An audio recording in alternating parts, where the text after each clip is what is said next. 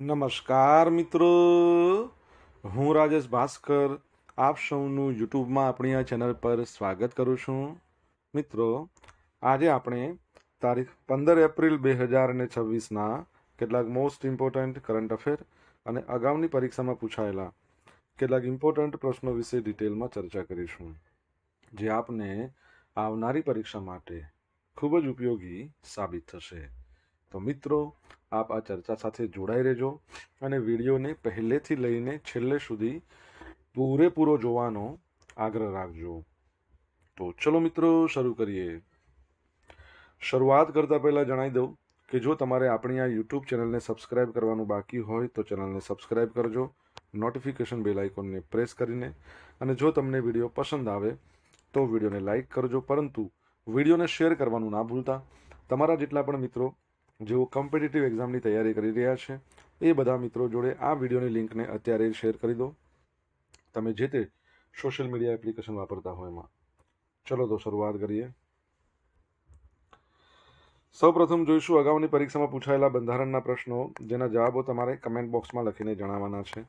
વિડીયોના લાસ્ટમાં જ્યારે હું તમને આ દરેક પ્રશ્નના જવાબ જણાવું ત્યારે તમારે ચેક કરવાનું છે કે તમે આપેલા પ્રશ્નોના જવાબમાંથી કેટલા પ્રશ્નોના જવાબ સાચા છે, અને જેટલા પણ પ્રશ્નોના જવાબ સાચા હોય એનો આંકડો તમારે કમેન્ટમાં લખવાનો કે 10માંથી આટલા સાચા. ડેઇલી જીકે ટેસ્ટમાં આપણે રોજ 10 પ્રશ્નો પૂછીએ છીએ, એમાંથી 5 પ્રશ્નો બંધારણના હોય છે. બાકીના જે 5 પ્રશ્નો છે એ ગુજરાતની ભૂગોળના છે. તો તમે તમારા આન્સર આપો નીચે કમેન્ટ બોક્સમાં, અને હું આજના કરંટ અફેરનો પ્રથમ પ્રશ્ન છે એની શરૂઆત કરું છું. પ્રથમ પ્રશ્ન છે કે ઇન્ડો તાઇવાન ઇન્ડસ્ટ્રીયલ પાર્ક ગુજરાતના કયા વિસ્તારમાં વિકસાવવામાં આવશે? તો જવાબ આવશે સાણંદ અને ધોલેરા. કઈ જગ્યાએ? સાણંદ અને ધોલેરા ખાતે. તો ગુજરાત સરકારનું જે સાયન્સ અને ટેકનોલોજી વિભાગ છે, અર્જુન મોઢવાડિયા છે એના મંત્રી છે, અને એલિજિયન્સ ઇન્ટરનેશનલ કંપની લિમિટેડ છે. આ બંને વચ્ચે રાજ્યની અંદર અત્યાધુનિક ઇન્ડસ્ટ્રીયલ પાર્ક સ્થાપવા માટે મહત્વના એમઓયુ કરવામાં આવ્યા છે. આ પ્રોજેક્ટ ગુજરાતને સેમિકન્ડક્ટર અને ઇલેક્ટ્રોનિક્સ હબ બનાવવા તરફનું એક મોટું પગલું છે. સ્થળની વાત કરીએ તો આ પાર્ક સાણંદ અને ધોલેરામાં સ્થાપવામાં આવશે, જે ગુજરાતના મુખ્ય ઔદ્યોગિક કેન્દ્રો છે. મુખ્ય ક્ષેત્રોની વાત કરીએ તો semiconductor, electronics, electric vehicle, robotics અને તેની સપ્લાય ચેન ઉપર વિશેષ ધ્યાન આપવામાં આવશે. રોકાણની વાત કરીએ તો આ પ્રોજેક્ટ દ્વારા તાઇવાનની કંપનીઓ પાસેથી 1000 કરોડથી વધુનું સીધું વિદેશી રોકાણ છે એ લાવવાનું આપણું લક્ષ્ય છે. Foreign direct investment. તમને ખબર છે, રિસન્ટલી આપણે ભણ્યા હતા, આપણા વડાપ્રધાન નરેન્દ્ર મોદી છે, એમણે સાણંદમાં કોઈ એક કંપની છે એનો સેમિકન્ડક્ટર પ્લાન્ટ છે એનું ઉદ્ઘાટન કર્યું. નામ તમને ખબર હોય તમે જણાવી શકો. આઈ થિંક 31મી માર્ચની આસપાસની વાત છે. હવે આગામી 5 વર્ષમાં આશરે 12,000 લોકોને સીધી રોજગારીની તકો પૂરી પાડવામાં આવશે. સેમિકન્ડક્ટર ઇકોસિસ્ટમની વાત કરીએ, ગુજરાતમાં હાલમાં 1.24 લાખ કરોડથી વધુ સેમિકન્ડક્ટર પ્રોજેક્ટ કાર્યરત છે અથવા તો નિર્માણાધીન છે. ઓકે, તો યાદ રાખજો. દર વર્ષે વિશ્વ કલા દિવસ ક્યારે મનાવવામાં આવે છે? તો આજનો દિવસ છે 15મી એપ્રિલ, જેને કહેવાય છે વર્લ્ડ આર્ટ ડે અથવા તો વિશ્વ કલા દિવસ. તો વિશ્વ કલા દિવસની ઉજવણી દર વર્ષે 15મી એપ્રિલના રોજ આંતરરાષ્ટ્રીય સ્તરે કરવામાં આવે છે, જેનો મુખ્ય ઉદ્દેશ કલાના વિકાસ, પ્રસાર અને પ્રચારને પ્રોત્સાહન આપવાનો છે. આ દિવસની પસંદગી મહાન ઇટાલિયન કલાકાર લિયોનાર્ડો દા વિન્સી એમના માનમાં કરવામાં આવી, જેમનો જન્મ 15મી એપ્રિલ 1452માં થયો હતો. લિયોનાર્ડો દા વિન્સી માત્ર એક જ ચિત્રકાર નહીં, પરંતુ તેઓ વિજ્ઞાન, એન્જિનિયરિંગ, સંગીત આ બધા ક્ષેત્રે પણ અદ્ભુત જ્ઞાન ધરાવતા હતા, જે તેમને સર્જનાત્મકતાનું પ્રતીક બનાવે છે. તમને ખ્યાલ છે, રિસન્ટલી આપણે ભણ્યા કે ભારતના એક મહાન ચિત્રકાર રાજા રવિ વર્માનું ચિત્ર, જે અમુક કરોડો રૂપિયામાં વેચાયું છે, માતા યશોદા અને કૃષ્ણનું ચિત્ર છે, તો કેટલા રૂપિયામાં વેચાયું છે અને કોણ ખરીદનાર છે? આ બંને પ્રશ્નોના જવાબ તમારે જણાવવાના છે. પ્રથમ વખત આ દિવસ એટલે વિશ્વ કળા દિવસની ઉજવણી 2012માં થઈ હતી. ત્યારથી દર વર્ષે વિશ્વભરની ગેલેરીઓ, શાળાઓ, સાંસ્કૃતિક સંસ્થાઓ એમના દ્વારા પ્રદર્શનો અને કાર્યક્રમો યોજીને કલાના મહત્વને સમજાવવામાં આવે છે. આ દિવસ આપણને યાદ અપાવે છે, કલા એ માત્ર મનોરંજન નથી, પરંતુ તે સંસ્કૃતિઓને જોડવાનું, માનવીય લાગણીઓને વ્યક્ત કરવાનું એક શક્તિશાળી માધ્યમ છે. ઓકે, નર્મદાના નીર 728 કિલોમીટરની મુસાફરી ખેડી સુંદરા ગામ પહોંચ્યા છે રાજસ્થાનમાં. રાજસ્થાનનો બાડમેર જિલ્લો, ભારત પાકિસ્તાનની સરહદ, ત્યાં આવેલું સુંદરા ગામ પીવાના પાણીની બાબતમાં આત્મનિર્ભર બની ગયું છે. નર્મદા કેનાલ નેટવર્ક દ્વારા ગુજરાતના સરદાર સરોવર ડેમથી અંદાજે 728 કિલોમીટર દૂર આવેલા આ ગામમાં નળ વાટે શુદ્ધ પાણી પહોંચાડવામાં આવ્યું છે. ઐતિહાસિક ઘટના આઝાદી પછી પહેલીવાર આ સરહદી ગામના ઘરોમાં પીવાનું શુદ્ધ પાણી પહોંચ્યું છે. અત્યાર સુધી અહીંના લોકોને ક્ષારયુક્ત અને ફ્લોરાઇડયુક્ત ભૂગર્ભ જળ પર નિર્ભર હતા, જેના કારણે સ્વાસ્થ્ય સમસ્યાઓ થતી હતી. તો આપણી જે નર્મદા કેનાલ છે ને, સરદાર સરોવર ડેમ, ત્યાંથી લઈને રાજસ્થાનમાં કેનાલ જાય છે ને, ત્યાંથી રાજસ્થાનમાં પછી અલગ અલગ ફાટાઓ પડે છે ને, ત્યાંથી આ સુંદરા ગામ છે ત્યાં કહી શકાય કે પાઇપો દ્વારા પાણી પહોંચાડવામાં આવે છે. તમને ખ્યાલ છે નર્મદા નદી કઈ જગ્યાએથી નીકળે છે મધ્યપ્રદેશમાં? કમેન્ટમાં લખો. મિત્રો, વિડીયો પસંદ આવ્યો હોય, ભણવાની મજા આવી હોય તો વિડીયોને એક લાઇક કરો, તમારા મિત્રો જોડે વિડીયોની લિંકને શેર કરો. આપણી બંને યુટ્યુબ ચેનલ રાજેશ ભાસ્કર 2ને સબસ્ક્રાઇબ કરો, નોટિફિકેશન બેલ આઇકોનને પ્રેસ કરીને. જો તમારે ડેઇલી કરંટ અફેરની પીડીએફ જોઈતી હોય તો આપણી ટેલિગ્રામ ચેનલ છે એને જોઈન કરી લો. ડેઇલી કરંટ અફેરની પીડીએફ તમને અહીંયા મળશે, સાથે તમને પોલ્સ પણ રમવા મળશે. અમેરિકાના કયા શહેરમાં સ્વામી વિવેકાનંદની પ્રથમ આદમ કદની પ્રતિમાનું અનાવરણ કરવામાં આવ્યું છે? અહીંયા આખા કદની આવશે, મતલબ પૂરેપૂરી, બરાબર છે. ચલો, તો સિએટલ કરીને છે, પૂર્ણ કદની, આખા કદની આવશે અહીંયા. તો સિએટલ, અમેરિકાનું જે સિએટલ શહેર છે ને, ત્યાં એક કહી શકાય એની સરકાર છે ને ઐતિહાસિક પગલું ભર્યું છે. સ્વામી વિવેકાનંદની પૂર્ણ કદની પ્રતિમા છે એ સ્થાપિત કરી છે. કોઈ પણ યુએસ શહેર સરકાર દ્વારા સ્વામી વિવેકાનંદની પ્રતિમા હોસ્ટ કરવામાં આવી હોય તેવી આ પ્રથમ ઘટના છે. શિલ્પકાર કોણ છે? નરેશ કુમાર કુમાવત, જેઓ તેમના ઉત્કૃષ્ટ શિલ્પો માટે જાણીતા છે. સ્થળ ડાઉનટાઉન સિએટલ, પ્રતિષ્ઠિત વેસ્ટલેક સ્ક્વેર પાર્ક, ત્યાં આ મૂકવામાં આવી છે, બરાબર. અને અનાવરણ સિએટલના જે મેયર છે જેમનું નામ શું છે? Katie Wilson. અને સિએટલમાં ભારતના કોન્સ્યુલ જનરલ છે પ્રકાશ ગુપ્તા. એમના દ્વારા સંયુક્ત રીતે પ્રતિમાનું અનાવરણ કરવામાં આવ્યું હતું. રિસન્ટલી ખબર હોય તો અમેરિકાનું એક રાજ્ય છે, ત્યાં ગાંધી બાપુની પ્રતિમાનું અનાવરણ કરવામાં આવ્યું હતું, પરંતુ તે આખા કદની નથી, પૂર્ણ નથી, બરાબર છે. શું નામ છે? મોન્ટાના. કોના દ્વારા ભેટ? તો આ પ્રતિમા Indian council of culture relation દ્વારા એના 77માં આવનારા સ્થાપના દિવસ નિમિત્તે ભારત તરફથી ભેટ આપવામાં આવી હતી. સ્થળનું મહત્વ, વેસ્ટલેક સ્ક્વેર એ શહેરનું વ્યસ્ત કેન્દ્ર છે. દરરોજ 4 લાખથી વધુ લોકો મુલાકાત લે છે. એમેઝોન હેડક્વાર્ટર અને સિએટેલ કન્વેન્શન સેન્ટર એ નજીકમાં આવેલું છે. ઓકે. સ્વામી વિવેકાનંદ, જેમનો જન્મ ભારતમાં રાષ્ટ્રીય યુવા દિવસ તરીકે ઉજવીએ છીએ, કઈ તારીખે આવે છે? કમેન્ટમાં લખો. તાજેતરમાં ભારતીય નૌકાદળમાં સામેલ થયેલ આઈએનએસ માલવણ જહાજનો મુખ્ય પ્રકાર કયો છે? તો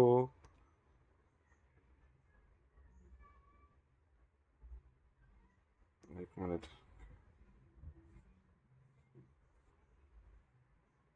ઓકે. તો એન્ટી સબમરીન વોરફેર સેલો વોટરક્રાફ્ટ છે, બરાબર.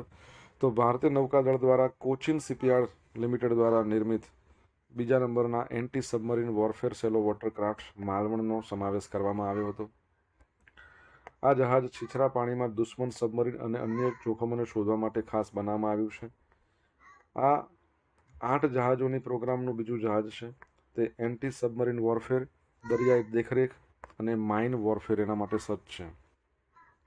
છીછરા પાણીની અંદર તમે જુઓ તો સબમરીન હોય એના માટે, મતલબ કે ખાસ એન્ટી સબમરીન વોરફેર સેલો વોટરક્રાફ્ટ છે. આમાં 80% વધુ સ્વદેશી સામગ્રીનો ઉપયોગ થયો છે. આત્મનિર્ભર ભારત અભિયાનને તે વેગ આપે છે. એની વિશેષતા જોઈશું તો 80 મીટર લાંબુ છે, વજન 1100 ટન જેટલું છે. તેમાં ટોર્પીડો, એન્ટી સબમરીન રોકેટ જેવા શસ્ત્રો છે.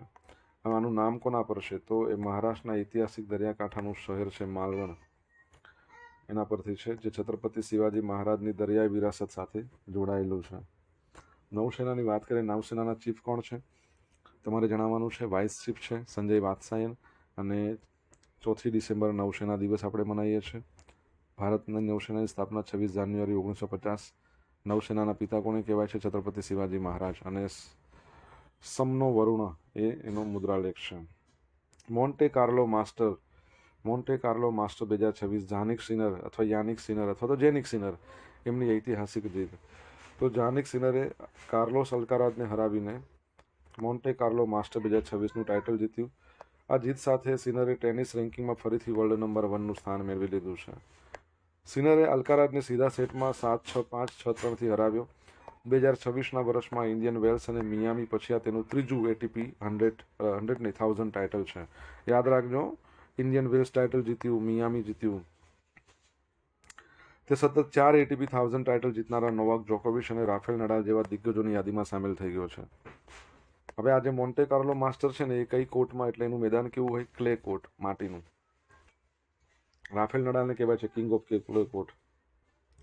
તમારા માટે પ્રશ્ન છે કે રિસન્ટલી આપણે સૌથી નાની વયે કેરિયર ગ્રાન્ડ સ્લેમ કોણ બન્યું છે? કમેન્ટમાં લખજો, આવડે તો. સોશિયલ મીડિયાના માધ્યમથી મારી સાથે કનેક્ટ રહી શકો છો. ઇન્સ્ટા આઈડી રાજેશ.i.ભાસ્કર છે, ફેસબુક આઈડી છે RI ભાસ્કર, અને ટેલિગ્રામ ચેનલ છે રાજેશ ભાસ્કર, જ્યાં તમને ડેલી કરંટ અફેરની PDF મળશે અને પોલ્સ રમવા મળશે. જો ભણવાની મજા આવી હોય તો વિડીયોને લાઇક કરો, તમારા મિત્રો જોડે વિડીયોની લિંકને શેર કરો, ચેનલ સબસ્ક્રાઇબ કરવાની બાકી તો સબસ્ક્રાઇબ કરો, નોટિફિકેશન બેલ આઇકોનને પ્રેસ કરીને. ભારતે કયા વર્ષમાં યોજાનારી COP30 સમિટનું યજમાન પદ પાછું ખેંચી લીધું છે? તો 2028માં યોજાવાની હતી ભારતમાં. તો 2028માં યોજાનારી 33મી કોન્ફરન્સ ઓફ પાર્ટીના યજમાન બનવા માટે ભારતની દાવેદારી પાછી ખેંચી લેવામાં આવી છે ભારત દ્વારા. અગાઉ 2023માં જ્યારે COP28નું આયોજન થયું યુનાઇટેડ આરબ એમિરાતમાં, એ વખતે વડાપ્રધાન નરેન્દ્ર મોદીએ આ સમિટના આયોજન માટે ભારતની ઈચ્છા વ્યક્ત કરી હતી, પરંતુ તાજેતરના અહેવાલો મુજબ ભારત હવે જવાબદારીમાંથી પાછળ હટી ગયું છે. COP28, મને કહો COP29નું આયોજન ક્યાં થયું? નિર્ણયનું કારણ UNFCCCને મોકલવામાં આવેલા પત્ર મુજબ ભારત છે વર્ષ 2028 માટે રાષ્ટ્રીય પ્રતિબદ્ધતાઓની સમીક્ષા કર્યા બાદ આ નિર્ણય લીધો છે. બરાબર છે. Rotational system. COP સમિટનું આયોજન યુનાઇટેડ નેશન્સના 5 પ્રાદેશિક જૂથો છે, એના વચ્ચે ફરતું રહે છે. ભારત એશિયા પેસિફિક જૂથમાં આવે અને COP28નું આયોજન માટે પાત્ર હતું, એટલે ભારત હવે નીકળી ગયું છે. તો હવે જોઈ લઈએ શું છે. જો COP30નું આયોજન બ્રાઝિલમાં, 31નું તુર્કી અને ઓસ્ટ્રેલિયામાં થશે 2026માં, અને 2027માં ઇથોપિયામાં. ભારત પાછળ હટ્યું એટલે હવે દક્ષિણ કોરિયા COP33 માટે જ મુખ્ય દાવેદાર છે. ભારતની ક્લાઇમેટ પ્રતિબદ્ધતા, યજમાન પદ પાછું ખેંચવા છતાં ભારત એમ કહે છે કે એના લક્ષ્યાંકો પર અડગ છે. 2035 સુધી બિનઅસ્વીકૃત સ્ત્રોતોમાંથી 60% વીજળી મેળવવાની ક્ષમતા, GDPના ઉત્સર્જન તીવ્રતામાં 47% ઘટાડો કરવા કામ કરી રહ્યું છે. અને ઐતિહાસિક સંદર્ભ, ભારતે છેલ્લે 2002માં COP8 સમિટનું આયોજન કર્યું હતું. બરાબર છે. ઓકે, COP એટલે કોન્ફરન્સ ઓફ પાર્ટીઝ. બરાબર. ભારતનું મેન્યુફેક્ચરિંગ PMI 45 મહિનાની નીચી સપાટીએ પહોંચી ગયો છે. માર્ચ 2026માં ભારતની ઉત્પાદન પ્રવૃત્તિઓ ધીમી ગતિ જોવા મળી છે. HSBC ઇન્ડિયા મેન્યુફેક્ચરિંગ PMI ફેબ્રુઆરી એમાં 56.9થી ઘટીને 53.9 થઈ ગયો છે. 3 પોઈન્ટ ઘટ્યો. PMI એટલે પરચેસિંગ મેનેજર્સ ઇન્ડેક્સ. શું છે? એક આર્થિક સૂચક છે જે મેન્યુફેક્ચરિંગ અને સર્વિસ સેક્ટરની વેપારી પ્રવૃત્તિઓનું મૂલ્યાંકન કરે છે, અને સર્વેક્ષણ પર આધારિત આંકડો, સર્વે થાય એના પરનો આંકડો આવે. PMIના પ્રકારમાં મેન્યુફેક્ચરિંગ PMI હોય, સર્વિસ PMI પણ હોય. એના આંકડાનું અર્થઘટન જુઓ તો 50ની ઉપર હોય ને તો એવું કહી શકાય કે વ્યવસાયિક પ્રવૃત્તિઓનું વિસ્તરણ, એક્સપાન્શન થયું છે. નીચે હોય તો સંકોચન થઈ ગયું છે પ્રવૃત્તિનું, અને 50 હોય તો કે કોઈ ફેરફાર નથી થયો. એટલે આપણે આમ તો એક્સપાન્શન હતું પણ થોડુંક સંકોચાયું છે. આમાં ગણતરીના પરિબળો કયા હોય? નવા ઓર્ડર મળેલા હોય, આઉટપુટ હોય, રોજગાર હોય, સપ્લાયરનો ડિલિવરી ટાઈમ હોય, સ્ટોક કેટલો છે, બધું જોવે. અગાઉની પરીક્ષામાં પૂછાયેલા બંધારણના પ્રશ્નો જોઈએ. પહેલો પ્રશ્ન, કલ્યાણ રાજ્યના મૂળભૂત લક્ષણોમાં નીચેના પૈકી કયું આવતું નથી?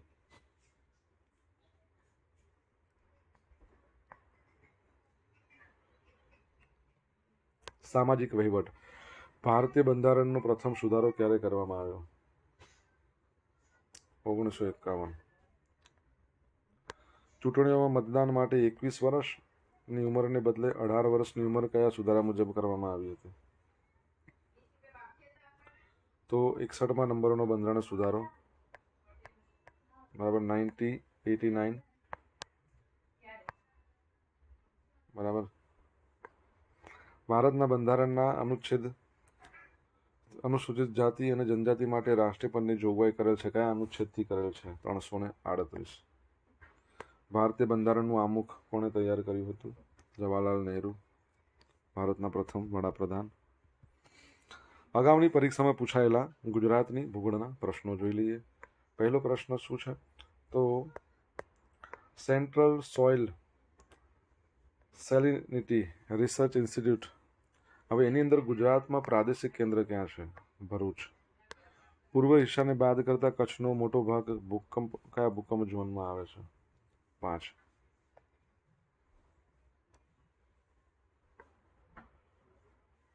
ગુજરાતમાં ડાયનાસોરના અશ્મિઓ ક્યાં મળી આવ્યા છે? બાલાસિનોર. ગિફ્ટ સિટી ગાંધીનગર ખાતે માનદ વાણિજ્ય દૂતાવાસ ખોલનાર પ્રથમ દેશ બેલ્જિયમ. સમુદ્રના પાણીથી રચાતા સરોવરને શું કહેવાય છે? લગૂન. ગઈકાલે પૂછેલા પ્રશ્નોના જવાબ જોઈ લઈએ. પહેલો પ્રશ્ન, ગુજરાત હાઈકોર્ટની પોલિસી મુજબ ન્યાયિક પ્રક્રિયામાં એઆઈની ભૂમિકા શું છે? માત્ર સહાયક બની શકે છે, બરાબર છે. જજની જગ્યા તો ના જ લઈ શકે, ચુકાદાય ના આપી શકે. આશા ભોસલેને કયા વર્ષમાં ભારત સરકાર દ્વારા પદ્મ વિભૂષણ સન્માન આપવામાં આવ્યું હતું? 2008માં. અને વર્ષ 2000ની અંદર એમને દાદા સાહેબ ફાળકે પુરસ્કાર આપવામાં આવ્યો હતો. હવે મિત્રો આજે પૂછેલા પ્રશ્નો જોઈ લઈએ. પહેલો પ્રશ્ન શું પૂછ્યો હતો કે વડાપ્રધાન નરેન્દ્ર મોદી સાહેબ દ્વારા તાજેતરમાં જ એક સેમિકન્ડક્ટર પ્લાન્ટનું ઉદ્ઘાટન કરવામાં આવ્યું સાણંદની અંદર. કેન્સ સેમિકોન એનું નામ, તો નામ એનું કેન્સ સેમિકોન. સેકન્ડ નંબરનો પ્રશ્ન હતો, તાજેતરમાં રાજા રવિ વર્મા દ્વારા એક ચિત્ર ભૂતકાળમાં 1890માં દોરવામાં આવેલું હતું. 136 વર્ષ થયા. તો એ ચિત્ર છે ને 167.2. 167.2. એક મિનિટ ઉભા રહેજો.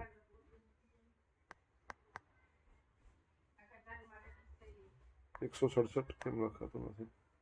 167.2 કરોડમાં વેચાણું છે, બરાબર છે. અને એ કોણે ખરીદ્યું છે? સિરમ ઇન્સ્ટિટ્યૂટ ઓફ ઇન્ડિયાના જે ચેરમેન છે, સાયરસ પૂનાવાલા.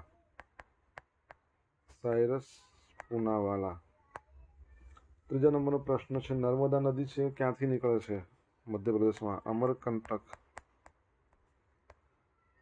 ચોથા નંબરનો પ્રશ્ન શું હતો? સ્વામી વિવેકાનંદનો જન્મદિવસ ક્યારે આવે છે? 12મી જાન્યુઆરી, જેને આપણે ભારતમાં રાષ્ટ્રીય યુવા દિવસ કહીએ છીએ. પાંચમા નંબરનો પ્રશ્ન, ભારતીય નૌસેના છે એના ચીફનું નામ શું છે? એડમિરલ દિનેશ કુમાર ત્રિપાઠી.